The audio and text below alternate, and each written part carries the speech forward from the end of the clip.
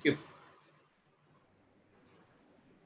All right, good evening, and thank you for joining us. This is Live with Faye, the special 9 p.m. edition. At 9 p.m., we bring you really cool conversations that we've taken a lot of trouble to line up. We normally do our discussions at 8 o'clock, but this is a special conversation, so we reserved the 9 p.m. slot for it. Just waiting for more of our viewers to join in so that we have more people coming on board. It takes a few minutes. So just to give you an understanding of what we're doing, right? Over the last 3 months, since the 14th of June, with the sad demise of Sushant Singh Rajput, there have been various calls for justice. It started off as a call for justice for Sushan't, which then became a call against nepotism in Bollywood, then became a call against mental pressure and harassment of outsiders, leading to abetment to suicide. Now there is a drug angle that has emerged, and it has led to a call of cleaning up Bollywood. Now, again, for those of you who tune into my conversations on a regular basis, you know that I'm not in the habit of picking up stories that are raked up by mainstream media, which unfortunately has a really low bar of credibility and mostly uses baked conspiracy theories. But Bollywood, or the Hindi film industry, is a massive industry. It employs a great number of people, and it has wide influence on young people all over our country and arguably overseas as well. So is there a need to clean up Bollywood? And if there is a need, what is the dirt that needs to be cleaned up? Is there a drug problem in Bollywood? And if there is a drug problem, how does it have to be cleaned up? And what impact will that have on the thousands of people who are employed by that industry and the lakhs and crores of people who are influenced by it? That's what we are trying to understand. And to help us understand that, I'm having a conversation this evening with a Bollywood outsider insider. Anurag Kashyap is a critically acclaimed and award-winning filmmaker who's perhaps worked in almost every aspect of filmmaking. He's been an actor, a director, a producer, an editor, and he's given us films like Black Friday and Devdi and Gangs of Wasseypur, Lunchbox, Sacred Games, and for the real film buffs, there's also Gulal. But the reason why we're having this conversation is because he started his career as an outsider.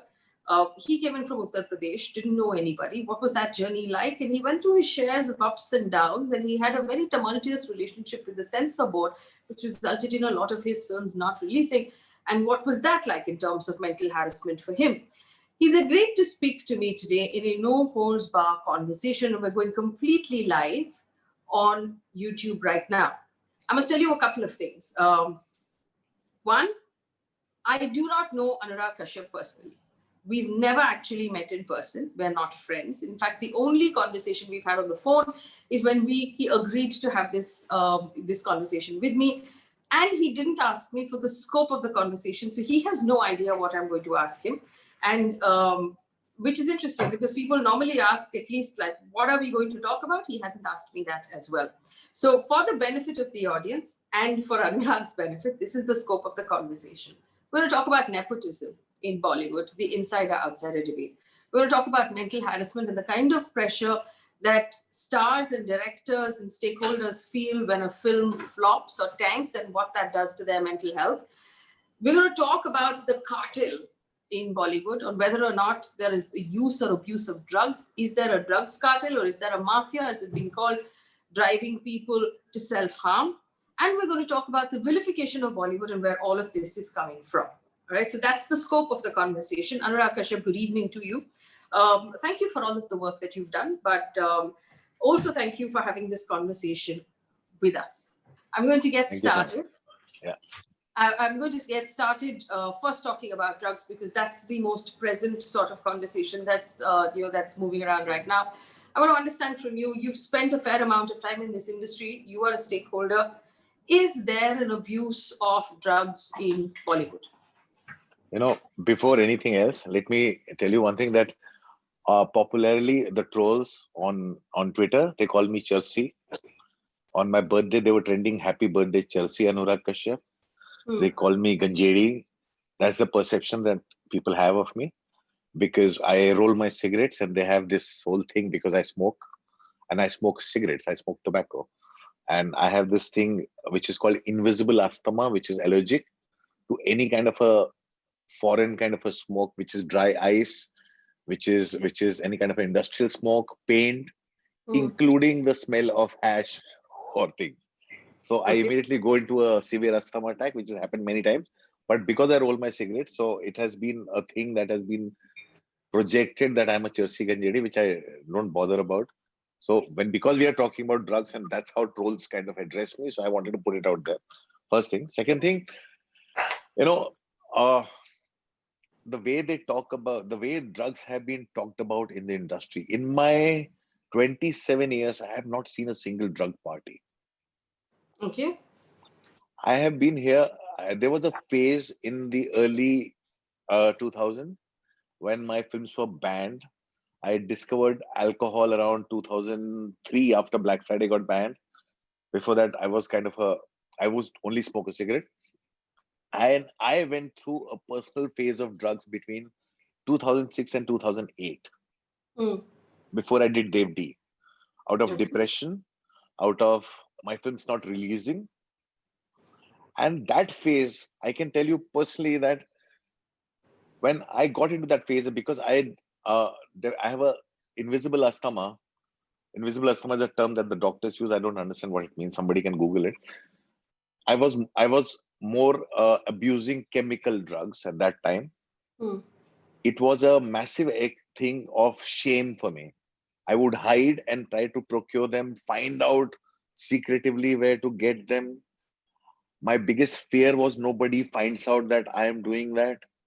I talked about it much later. I started talking about it in 2014 and 15 about my drug phase. But those 2.5 years that I did that, the sense of shame associated with it, the way I would hide it and I would not want anyone to find out, which all of Mm. it I put in Dev D. Everything of it, my experience, I put it in Dev D. Because, that's the kind of a thing that's associated with drugs. When people talk about drugs, when you talk about drug addicts, they it's not a drug party. Nobody does that. I've never seen that. You probably see it in some kind of a strange Hollywood movies about mafias and gangs who probably put it on a table, and that's a perception of it. But there's so much shame associated with it. You want to hide it from your parents, from your family, from your friends. And I was constantly insecure. I did not want anyone to find out I was doing that because I had such a severe lack of confidence. So I'm talking from a personal experience. And it's not about drug. There's a lot of people around who it's a very regular practice from my university days I've seen where people smoke weed, Mm. and like growing up in UP in Banaras, you walk on the ghats and you have sadhus and the people smoking weed normally. It's everywhere. So in UP, you have grown up with that kind of an idea around that. There's not much stigma attached to it. Yes, there's worry attached to it because it makes you slow, Mm. it makes you non-productive. So parents kind of worry that you don't get into that. And because of my allergic asthma, I probably never got into that. But I've seen families and friends slowing down dealing with that. In this industry, it's much lesser. You have to understand because what people don't understand is they're only talking about actors. Actors compromise 5% of the film industry. Mm. On a set, there are 110 people on a day. On a low budget film, probably 50 to 60 people. On a big budget film, probably 150 to 200 people. So between 50 to 200 people on a day, it's a 12-hour hard work and task. A person smoking up, slowing down, doesn't happen on the set. Some people do. So, I know that. Chip, Yeah. one second. That was going to be my next question to you. You did say, of course, that there are no parties where drugs are had No, or there are served. parties, but I've never seen a party where the way it was described by, say, Kangana or someone that drugs are laid on the table. No, I've not seen that. I don't know where those parties are. Have you ever heard of or been invited to a party where someone was consuming drugs at all? See, I can, I'm one thing, I've not seen anyone. But you Mm. have people who probably go into the bathrooms, or people who will go into the rooms, or people who will go out. There's a party when there's a house parties or there are parties, people are there. in the center, people are drinking, Hmm. people are doing things, and you see people sneaking out. You don't know why they're sneaking out. You question them. They could be doing drugs. They could be getting together. You don't know why they are doing that. But the thing with drugs is nobody does it publicly. Hmm. Nobody does it in front of people. Nobody's showing off. Nobody's some kind of a surma who's like, listen, I'm doing drugs. That kind of perception of drugs, of drug parties, and these debauched people who are doing this, I have not heard of it. I've only seen it in Hollywood movies. I've not even seen it in Bollywood movies so much. Have you ever had someone show up to sets Yeah, absolutely. stoned for water? Yeah. I have had people shown up on sets completely stoned, and I don't judge them. I've had people shown up on weed on my set, smoked up, but they're perfectly functional. They're Hmm. functional, and I will not judge them because my thing is like, yeah, they come in, and every time one thing that I've seen associated, whether it's with weed or it's with drugs or with Hmm. anything, it is always coming from somebody's lack of confidence or somebody's who's not totally out there. I've had people who have shown up stoned on my set. Hmm. Stoned is the term we use for people who smoke a weed or like whatever substance they smoke up. I've had that, but I've never had a problem because they've been totally functional, and it's a personal choice they make, and I don't go and see what they're doing. It has happened on my sets.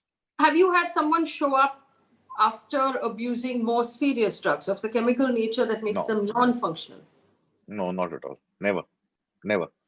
I've seen people who have smoked up and come on my set, but I've never seen people who have done serious kind of drugs because it shows. You cannot lie to a camera. People don't understand the process of film. It's like when I and you are talking, Hmm. right? When we talk to each other, we look into each other's eyes. Two people talking to each other look into each other's eyes. The entire screen presence of an actor is in his eyes.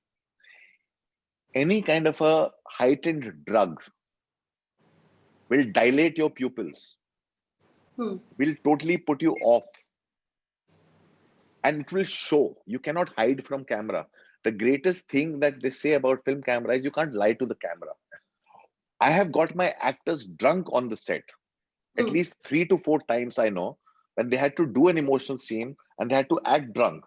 I've had actors who have no experience with alcohol or even cigarette. Like, for example, an actor like Vicky Kaushal, who's a total teetotaler. He's a teetotaler. I was making Raman Raghav, and he was acting as an inspector who's a cokehead, who's drunk. And Vicky has never, until that time, he had not even smoked a cigarette. So I Hmm. had to tell Vicky that, listen, just have kind of a little bit of a beer or something or a wine, whatever works for you, because I need to get that feel. And Vicky tried that before the shoot. It didn't work for him. He said, sir, I'll try and figure it out. I'll figure out an act. Hmm. So I know that, but sometimes I've made my actor had an alcohol on set because I wanted to get a certain feel. But the drug shows in your eyes, and the camera captures the eyes. What would be the reaction if it were not on your set, if it was on a different set, if someone did show up It having will consumed show. It drugs? shows. It So shows. would that be tolerated? Would that person be shunned? Would that person No, be never. pulled aside? See, as long as somebody does not affect the process of working, the professional atmosphere, which is why I say that, if somebody does it, they do it in the privacy of their room. Nobody shows it off. Hmm. Nobody tries to make a declaration about it. Nobody will go out and make a shosha about it that, I've done this. Nobody does that. So if somebody does that and it does not impact the shooting 12 hours of the day, nobody will complain. Nobody will complain. I don't see why would anyone complain when the shoot is fine and if it doesn't show on screen. And I know for a fact that the chemical drugs, because I have experimented with it and I'm saying it openly, it shows. Hmm. I, when you were experimenting with these drugs, who Yeah, supplied the drugs to you? What was the source of drugs to people in Bollywood who want to access them? I don't know about people in Bollywood. I've been a very isolated person. And that time I was even more so isolated. At that time, I'm talking about 2006 to 2008, when I was an unreleased filmmaker and I was living in from a one room. I was going through my separation. My marriage had broken up. My films were not releasing, and I accidentally met somebody who was working uh, in a club, and he made me try it for the first time. And I asked him, "How do you get it?" And they gave me a number at that time, and that person that they give you the number of, you call that number, you have to make that person feel secure that I want it this much. And it started like that. It was back in 2006 to 2008. I don't even have that same phone or number or anything like that, but that is how it started. And there are always these people, they're not from Bollywood, they're these outsider regular people who would come in a rickshaw, or who would meet you on a corner, and you would go and you quietly, they'll tell you how much money. They don't even count money in front of you. You give them the money, they give you that small little thing, and you go away and you figure out how to do it. And it was always full of fear. We were always scared when we would step out of the house to go to that corner, to wait for that person, to wait for the person to turn up and to take it from that person. Your heart is full of fear. You're palpitating. You almost like you feel like you're having a heart attack. You're doing something terribly wrong, and then you go and do it. And that was the time when you hear stories about somebody getting caught, and you know something in you're doing something that's not legal. At the same time, you are doing it individual, and your biggest fear is, I don't want anyone to see it. Hmm. I don't want anyone to find out. I became much more confident when I understood it, when I got out of it, because I realized how bad a place I was in. And when I got out of it, it took me 3 to 4 years to find the confidence to talk about it, that I was there. I was in the darkest place of my life. And nobody in the world could see that I was doing that. I was a person who was going out, fighting his battles, making his films. I was happy. Nobody in the world could say that I was doing that. Is there, as has been accused, a drug cartel inside of Bollywood? It's absolutely bullshit, and I can say that with confidence. I don't want to, but there's an investigation going on. NCB is there, CBI is on it. I hope if there is something they find it, but I have never heard of it. I don't know of it, and I know of enough people who, in their weakest moments, and when they lacked confidence, they experimented with it. Like Kangana was talking about it. Like, she did things, right? And like she was forced to do drugs. So she was like, somebody was making call from her phone. I have seen her go through that phase of low, when her films were not working, people are not treating her well. And she was depressed and there was no sense of confidence. And she would do that. I'm saying, say, for example, a movie like Queen, she was such a great improviser of lines. She needed a little bit of champagne. Hmm. And champagne, I don't think, because they serve breakfast, champagne for breakfast in Europe, and we're shooting in Europe, to go out and improvise lines and be fully who she was. And nobody judged her, and nobody was forcing it on her. And she's a phenomenal actress. She's a phenomenal actress. And she was a great improviser of lines, but she needed to let go of those inhibitions. And Champagne did that for her. At the same time, I've seen her do things when she was low on confidence. And I've seen it with my own eyes. And then you find out that then when she got out of it, all that because I have not stayed in touch. She reinvented herself after that. But she can't say that somebody forced it on. I don't know what happened before, but when I have seen all those elements, I've not seen anybody force anybody on anything on her, anybody. People make their own choices. People make their choices in their down moments. People don't know. Yes, one thing is there, that when you go around in this industry and so you meet somebody, because the first time when I did something, she said, this will make you feel good. When Hmm. somebody said this will make you feel good, you tried it. After that, it's your own choice. Nobody is coming to do it. It's my own curiosity that led to it. He says, yeah, where do you get it? How do you source it? How do you find it? And they tell you everything. It says, you have to be very careful. Well, let me ask you this. There is a Yeah. call right now to clean up Bollywood. And given the fact that there is, that I said in the beginning, a large Yeah. amount of influence that this industry has over young people across the country, if there is a drug abuse problem, and there seems to be if in the very least sporadic use of marijuana. There's something Don't very you funny. think there should be a cleanup? You know what? You need to clean up the country. You need to clean up the world.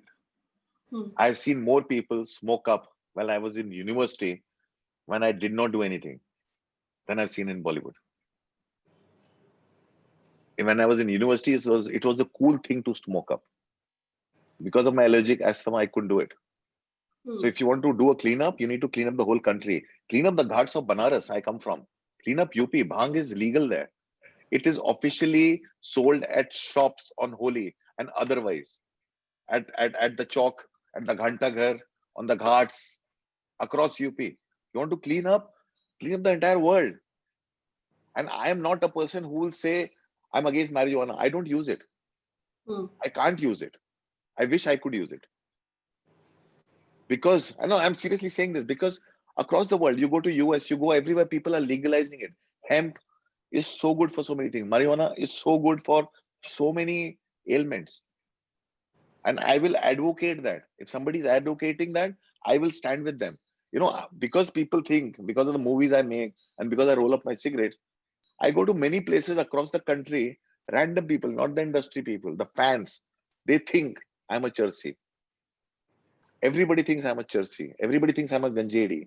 The biggest amount of gifts that I get when I go to travel to Delhi or Bangalore for promotion, fans come and they give me rolled up cigarettes. And I'm like, I don't smoke up, but they leave it for me. They're not film people. They think I do it. They're not film people. You want to clean up the whole place. I genuinely think Bollywood is being targeted with some other agenda. But why would anyone want to target Bollywood? What could that agenda possibly Because be? Bollywood actually has a lot of power. They call Bollywood the soft power, and I think Bollywood doesn't realize its own power. Bollywood is right now living in fear. Everybody's living in fear, and nobody wants to come out and speak up. I get calls from people. I said, "Why are you talking so? Don't just keep quiet. Do your own thing." I get calls from across the world. I've got calls from my friends in Thailand, my friends in US, my friends who are not even in the business, saying that I found out you'll get into trouble. Don't talk too much. But the thing is, there's this thing. There's this whole target because at Bollywood also the biggest distraction. You're living in a country that's obsessed with Bollywood. We're living in a country that's obsessed with Bollywood. I'm saying we have, like, you go down south, film actors have become chief ministers, politicians. You talk about our industry, they're like, you'll still find photographs of Rajavardhan Rathore and people that were floating around when they tried to pitch themselves as an actor.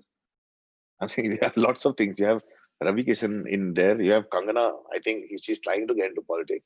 There's a very close, or there's an obsession that this country has with Bollywood. What is a bigger distraction than Bollywood? When you have COVID, when you have like one of the second highest rates of COVID infections, you have economy going down, you have China at your border. What is a big distraction? Nobody's asking the right question. Are you saying Bollywood is being targeted, or are you saying Bollywood is a distraction?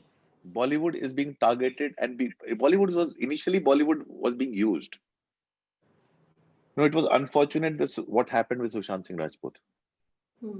Everything that was built around it was built around it as a distraction. Now it has gotten out of hand.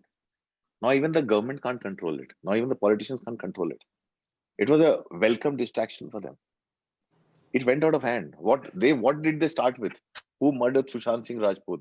They connected his suicide with Disha Salian, and they tried to build a whole narrative around it. Where's that narrative gone? That justice for Sushant has become a drug scandal now. It has become justice for Kangana now. The distraction keeps shifting. I'm saying, okay, fine, let's get to the first thing. You talked about whatever happened to Sushant Singh Rajput. What is his family saying now? The same family was saying Kangana was serving her own purpose.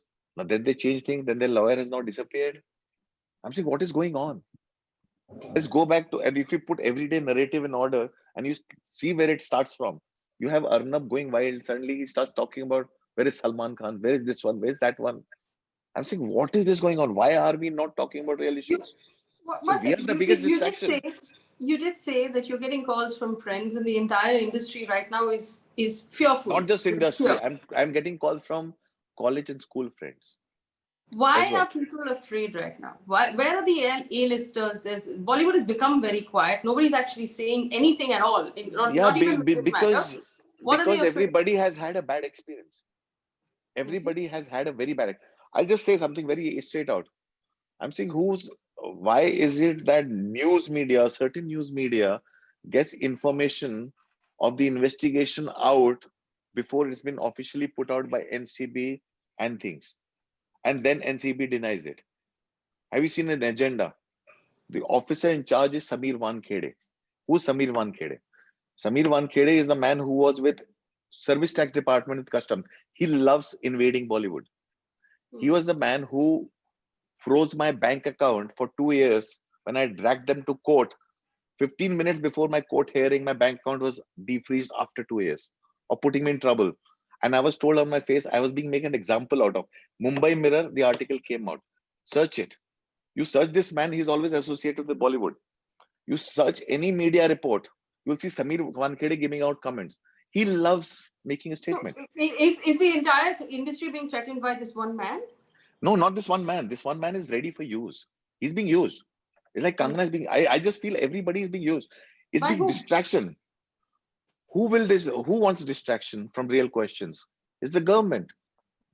Who wants distraction for people to not talk about COVID, not talk about economy, not talk about unemployment, not talk about the border crisis, not talk about anything.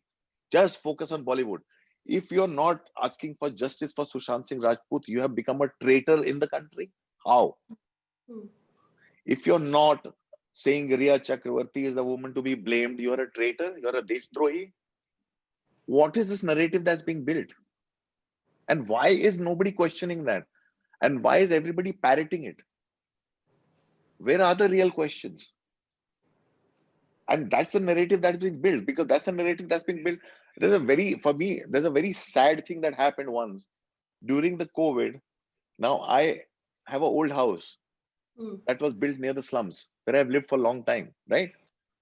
And during the COVID, I kind of moved out from there and I did not have a cook. And my dad called me one day, and this was after the Tablighi Jamaat thing that happened.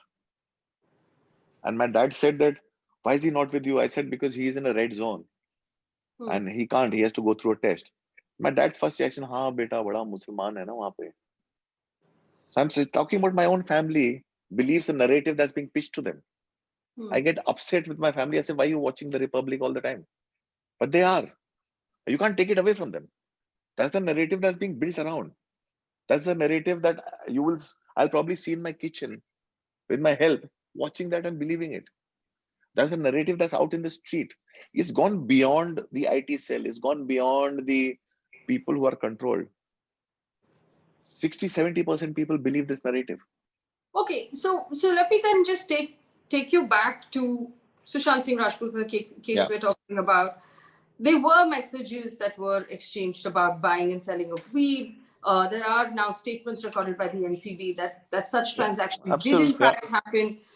So there's an argument that wrongdoing did happen, and hence the investigation is warranted. I'll tell you what, if somebody is consuming drugs and you follow the rule of the law, right, Hmm. Hmm. it's all fine. I'm saying NCBs, what is the biggest purpose of NCB?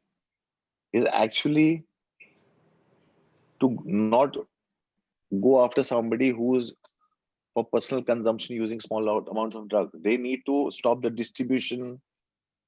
They need to get after the things. I'm saying, what is it? I was reading the other day about all the cases of number of people that get arrested in drug cases. They're often small-time consumers and small-time distributors. Nobody really goes after the right people.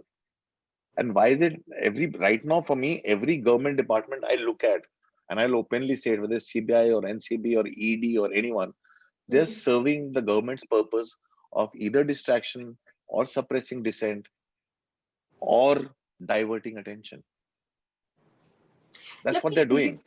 Okay, let's talk about government here, Yeah, and we saw this come up in Parliament. There were two voices that spoke in Parliament. One was Ravi, who did say that there's a drug cartel and a cleanup is necessary within the Hindi film industry. He's a member of the industry as well. And then we had Ms. Jaya Bachchan, who stood up and said, you cannot vilify the entire industry. If there is wrongdoing by one or two people, this is not fair. It has now become a matter of discussion in Parliament. Which of these two opinions do you support? Very simple thing. Ravi Kishan is an actor who I have known for a long time. Ravi Kishan acted in my last film, Mukkabaz. Ravi Kishan starts his day with saying Jai Shiv Shankar, Jai Bam Bhole, Jai Shiv Shambhu. Ravi Kishan, for the longest period of his time, has been somebody who has used weed in his life. And everybody knows it. Everybody knows it. The whole world knows it. There's not a single person who does not know that Ravi Kishan doesn't smoke up. He might have quit now that he has become a minister. He might have cleaned up, right? But do you include that in drug? No, I'm not judging Ravi Kishan here. Because for me, I have never seen weed as a drug. But you have just said that he abuses drugs on a public forum. I won't say abuse. See, abuse is something else. He used to smoke up. Everybody knows that. He used to smoke up. But for me, I'm not sitting here in judgment and saying that because he has always been functional. He's always done his job well. It did not make him dysfunctional. It did not make him a monster. It did not do anything that people associate with drugs. See, drugs becomes a harmful thing. Like, the medicines we take is also drugs. But weed is not something that I will consider in that zone. Okay. So for me, he's not, when he talks about it and he takes a very self-righteous stand, I have a problem with that. I have a problem with that. I'm saying when you, and what Jayaji said, if somebody is doing that, go after them. There's no problem going after somebody if somebody is distributing drugs or if somebody is forcing drugs on people and somebody is doing something that's criminal, please go and arrest them. But vilifying the entire industry and making hero out of people who are throwing random accusations, who themselves have been consumers, and consumers who are lying and putting blame on others, I'm sorry. I get called Charsi and Gajedi. I'm saying if you called me a guy who was a cokehead between 2006 and 2008, I'll take it. Because I was that for 2.5 years. But people say those things and I'm like, fine, I ignore it. I don't give a damn about it. Okay. But these kind of accusations being thrown and people bunched up and put into inverted commas, I'm totally against that. I'm totally against that. If you think at a policy level, at the government level, that weed is a problem, declare it and clean it out. And first, clean it out from UP. The whole of UP. Clean it out from the Mahakumbh and the Kumbh, where all the sadhus smoke up openly.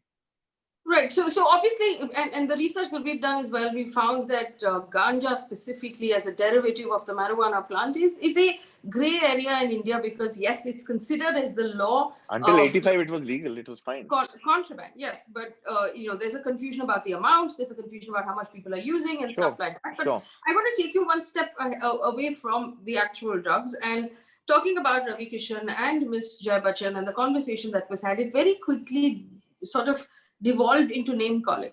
Urmila Matondkar was called a soft porn. Star. Kangana Ranaut's office, and there's been confusion of whether or not it's her home and an office. I understand that it's her office was demolished in part by the BMC. It's moved past justice for Sushan't into perhaps larger politics and picking of sides. Absolutely. Do you think artists should pick sides and pick ideologies and sort of align with one side? I will never say that because I'm friends with people I don't have share ideologies with. I'll say whatever this is. I still am a friends with Ravi Kishan. I still am friends with Ranveer Shori. We disagree on ideologies. I'm friends with a lot of people. There was a time we could differ in ideologies, still sit and have a drink or have a dinner and discuss things with each other. So everybody, but just because I don't pick out on a political party to side with doesn't mean people don't have to. People have a choice to do what they want to do. They have the choice to make ideologies, and I'm fine with that. I come from a family that has all their lives voted for BJP. Hmm. All their lives. My entire family, all their lives have voted for BJP. I come from that family. So I'm saying yes, but the politics that's going on, because Kangana has been a very good friend of mine, but the way she's doing it, this is not the Kangana that I used to know. I know what is going on and what is at play is pure politics. I know what is there is pure power play. And that would include even Shiv Sena. That would Hmm. include even a Sanjay Raut. I think everybody is So, overreacting and playing this so let me power make this game. clear. You disagree with the demolition of Kangana's office. You disagree with Sanjay Raut I say using the word haramkhor for. if the definitely the use of word haramkhor does not coming from a politician, I will totally I don't like it. For me, Hmm. for me, Sanjay Raut falls in my eyes when he says that. Secondary, if something is illegal and you want to demolish it, why at that moment? Why did you not demolish it long back? Hmm. Why did you demolish it to make a statement? So when a government uses the power to make a statement, then they are playing the same game that Kangana is playing. So for me, what's the difference between the two? What's the difference between the two? Okay. Anurag, bringing you back to Bollywood, and you did say that there was a time when your films were not releasing, that you were depressed, you had personal issues as well, and you turned to drugs. I want to understand, and I'm going to take you back now to the other two accusations that were made, which is mental harassment on Sushant Singh Rajput to a point where it drove him to self harm and drove him perhaps to drug abuse. I want to understand what kind of pressure is on producers, directors, and lead actors of films to make them successes. See, What the happens when pressure. a film flops? How bad is it really? Oh, no, listen, you are talking to somebody who has seen more flops. Sushant Singh Rajput was a very successful actor in my own eyes. And when I said that Sushant Singh Rajput was a problematic person, it was because he did not stick to his own word.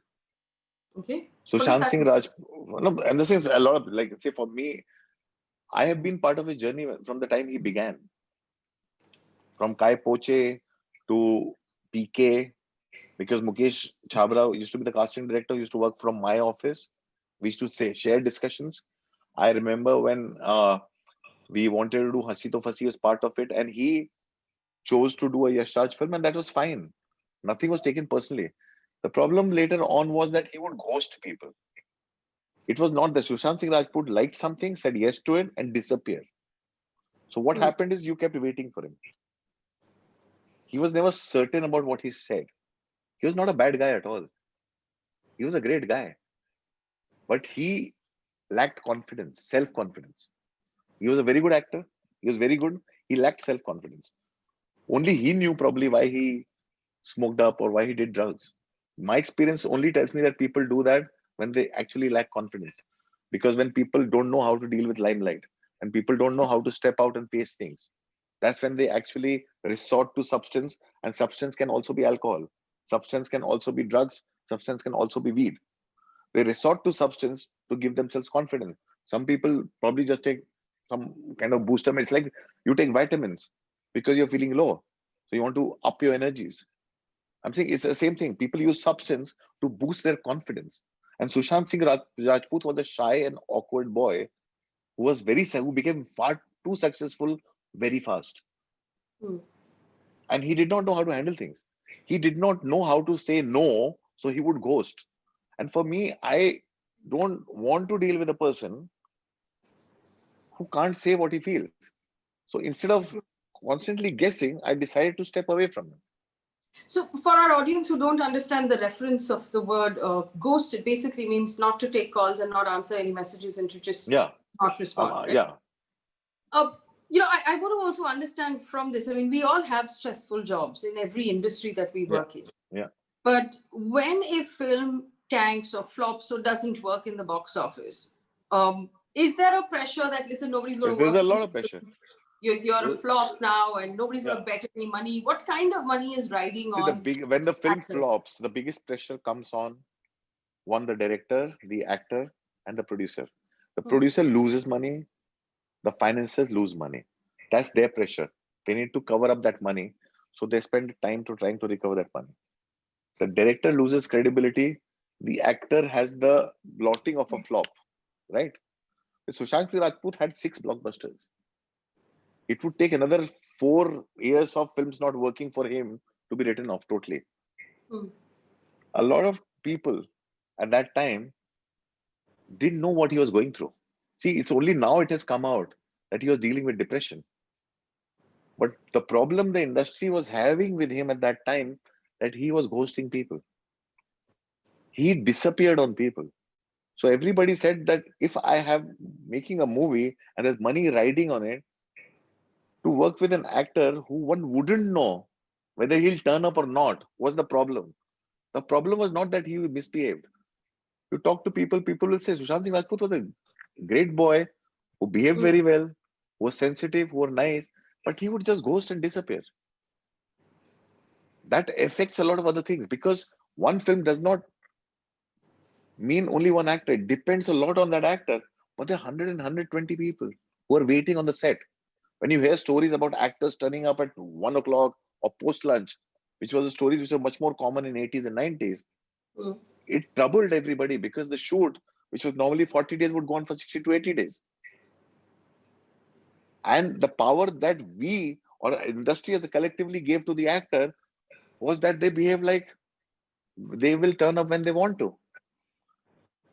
His case was not the same. His case was not that I will turn up when I want to. He just would disappear. That was the only thing. And he was trying to correct that. I know that for sure because he changed his agencies, he changed his agent. He moved from YRF and everyone to Cornerstone, this other company, and they were trying to reach out because I know they reached out to me 3 weeks before 14th June, saying that would you like to reconsider him? And I have that message saved. Yes.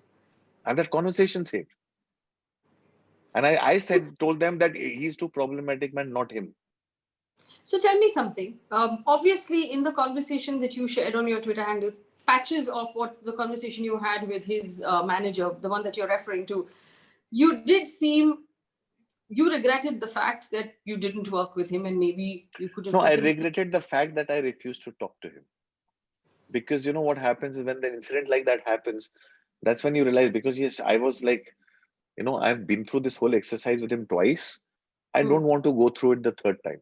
Right now, his 2 films have not worked because see, I'm also used to it that actors reach out to me when they start losing credibility. Hmm. Nobody reaches out to me at their peak. They're riding. My films are not blockbusters. My films give actors some kind of a credibility as an actor, but they're not blockbusters. So when they're riding on blockbusters, nobody ever reaches out to me saying they want to work with me.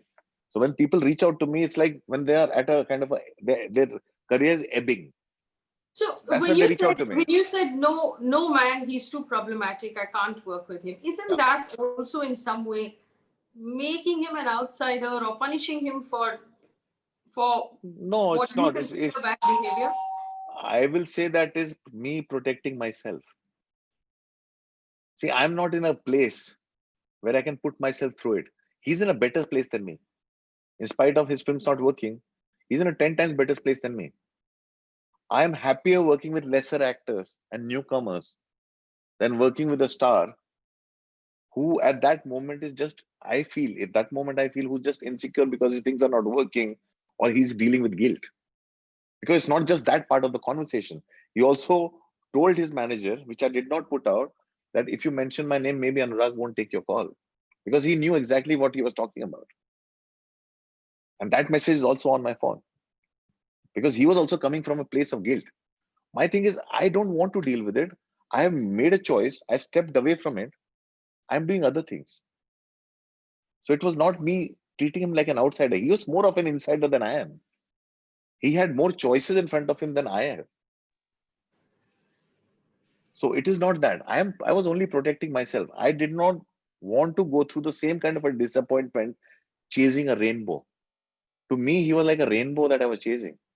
I don't want to do that. I've been part of his journey right from the beginning. For me, he was the same boy when I was casting for Wasipur who would stand outside, sitting on a jeep, wanting to get into movies. So I've seen him from there to ghosting me to what happened on Hasi Do Fasi. I don't want to go through the same exercise. What happened on Hasi to Fasi? He was supposed to do the film, Hmm. and we had to find an actress, and we reached out to Pariniti Chopra, and she said, I don't want to work with a television actor. So we went out to explain to her that who Sushant Singh is. He's doing Kai Poche, he's doing PK. And by the time Hasi To Fasi comes out, he'll not just be a television actor. And she was doing a film called Sud Desi Romance. And she probably went and spoke to whoever at YRF. YRF called him and said, why don't you come and do Sud Desi Romance and not do that film? And he disappeared on us. That's the first time he ghosted us. Hmm. And that is understood because for a new actor, a Yash Raj film in 2012 is a very big thing. So we all understood. Nobody took it personally. And we moved on. And we stayed friends. Second time what happened was in 2016. And I'd shelved the film after that. So for me, a project that I totally shelved, after that, I did not want to go through it the third time. Hmm. Is there a bias towards outsiders? Are people who are star kids more accommodated, given bigger films? Absolutely. Absolutely. I'm saying, see, nepotism was a debate of 2000 early decade. Hmm. Right now, with OTT coming into the picture, that debate is pointless. There are much more opportunities on OTT. There are much more outsiders coming in. That's the battle I've already fought. There was a time I fought that battle. The time that when we fought that battle, and when me and Kangana were friends and we would be like, no, we'll do this film. How many people believed in Queen? Nobody did.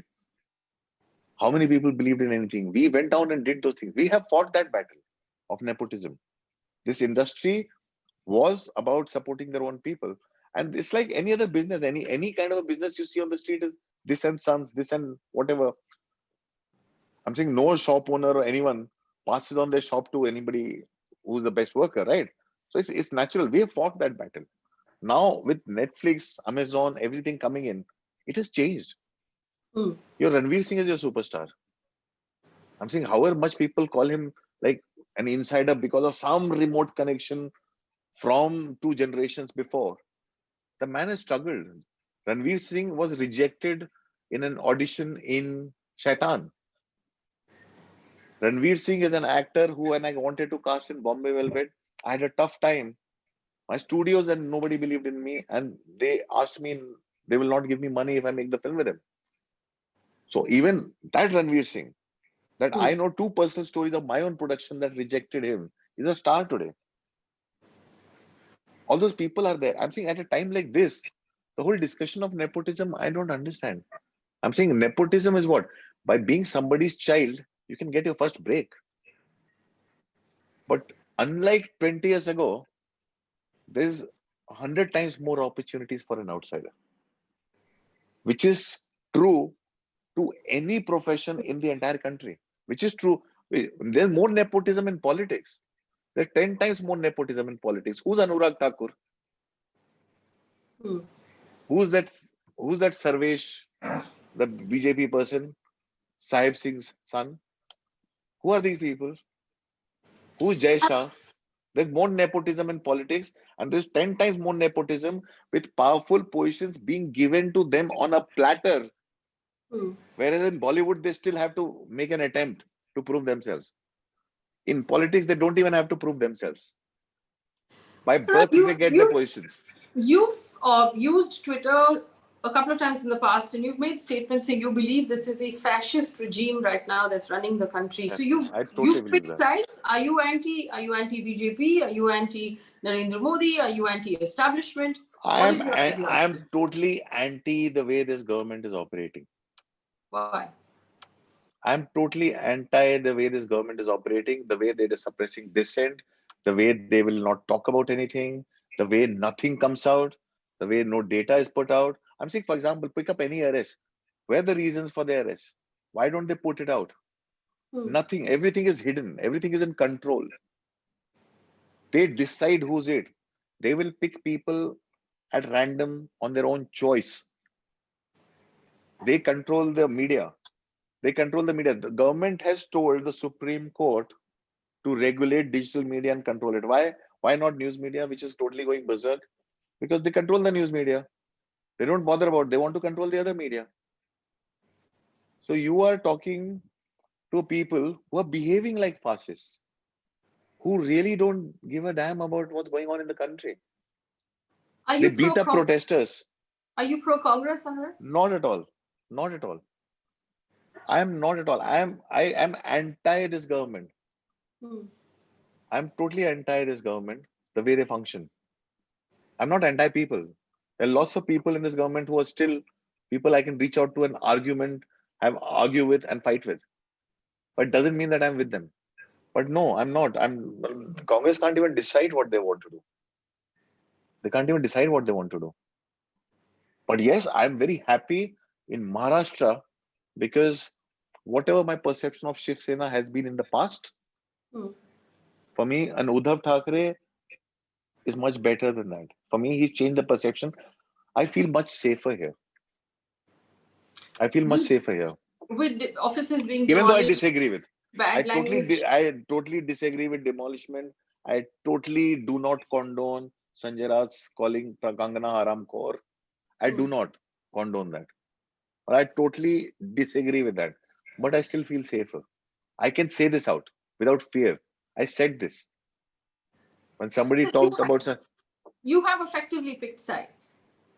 No, I've when I disagree with something, I say this. Okay. I'm saying if you go on my tweet, somebody said this about how a government should not behave, and I add 100% to when I tweet about it. Hmm. So it's not like that. For me, it is not that yeah, it is totally beyond my expectations, and I feel safer here, but doesn't mean that I will sit here and like just agree with anything or anything. I have my own opinions. I don't know. Today, if you ask me, I really don't know which side to pick. Today, I'm confused as who to vote for. But if I'm when I'm voting here, I know who I will not vote for. Okay. I do want to ask you this. No industry is perfect.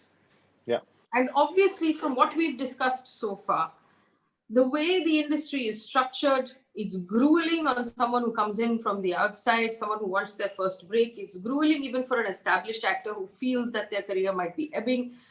There's no sort of guarantee of steady work. It puts a tremendous amount of mental stress, yeah. obviously leading to mental health issues in people who work in this industry. We've had enough said also about the kind of pressure it puts on the women that work in this industry.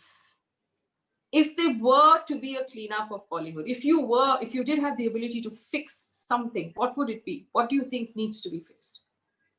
More government support. In what I way? think Bollywood is a very safe place. Hmm. We all make our own choices. If I do not see as much box office success as everybody because I've chosen to make the movies I want to make, I get support, I get everything. What we don't have is even though we have been given the industry status, every government, not just this, the previous government or this government, we have never seen Bollywood being treated with respect by the government. We have always been used by the government as like some kind of a proxy or some kind of a campaign or this and that. But there's no system in support. We don't have enough cinemas in the country. We don't have a system in place that can make this whole Bollywood more Hmm. powerful. Every government policy with lockdown, they're not thinking about cinemas. I'm saying, yeah, fine, there's corona and there's a lot of pandemic, the extent of which we know less than the government probably knows, and probably government doesn't want to know that or doesn't want to discuss that. But the support system that's there for the industry is always on the last priority. That's one Hmm. thing I would like to change. Within the industry, I think everybody makes their own choices. We all make our own choices. And I don't see a problem in this industry if some people are power drunk and misusing their position of power, they will be called out and they will be punished, which happens in every industry. Punished This is how? in every when anybody calls out, they're shamed, they're punished, there'll be laws, there'll be I'm saying people will be picked up. Nobody can get away with something if they're misusing the position of power and trying to commit something that's illegal or a crime. Hmm. There's no problem in this industry that's specific to this industry as compared to other industry.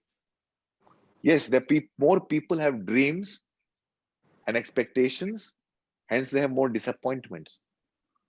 That comes from their own unrealistic expectations or visions. And so many people I meet who don't Hmm. want to take the hard way. Everybody wants a shortcut, which is true to every business. which is true to every business, not specific to Bollywood. What is the shortcut in Bollywood? Everybody wants to find a shortcut, which is what commonly is called networking. Which is commonly called networking. Or younger people who come in, and there are people who tell them that, there's a way to become an actor or an actress by finding someone or by sleeping around. I mean, those are the shortcuts that when people want to take. But the thing is they're the same people who would suffer. Is there still a casting couch in Bollywood? See, a consensual couch can exist anywhere. A casting couch is not in practice with a younger lot of filmmakers. It's a thing of the past, where everything was hidden, when everything was secretive, where everything was under the radar. A lot of people definitely use their position of power. But in today's day and age, after the Me Too that has happened, people live in fear. People live in fear, and that fear is good for the health of the industry. And people get called out. So it's not that it doesn't happen. It happens everywhere. Do you not think specific to this place? Do you think, Anurag, that now that people have, for want of better terms, picked sides politically across the aisle, even within the film industry, a lot of very harsh things have been said to these people, to each other. Do you think these people will ever be able to work together? Would you ever be able to collaborate, say, with a Kangana Ranaut? Would you ever be able to work across the aisle? See, I will not collaborate with somebody who I think is not talented enough. Okay. Just 5 days back at my doctor's, I met Anupam here and we said hi to each other and we had a nice long conversation. So it's not like that. In the sense, we can differ in ideologies. It depends how rabid one person is. Okay. It depends how rabid one person is. I'm saying I definitely would not want to work with an actor or a person on my set who makes the atmosphere toxic, who ill-treats my assistants, my people. And there are a lot of people like that. I don't like to work with people who make the atmosphere on my set very toxic. And if it comes from differing in ideologies and all, I don't think so. Because one thing that I'm 100% sure about, people who differ in ideology, they're also very correct in their behavior. They will like immediately apologize and this and that because they want something or the other. Nobody really is so idealistic. I've seen that they are very strong. They hold their positions. They'll still be very polite to each other when they meet in person. It doesn't happen. Like I go out and fight, but I've not seen people not being polite. Right. Anurag Kashyap, thank you so much for speaking with me this evening and clearing the air on perhaps several things that the country is currently worrying about, wondering about from inside the industry. I wish you very good luck for your future projects. Thank you so much, Faye. Thank you so much.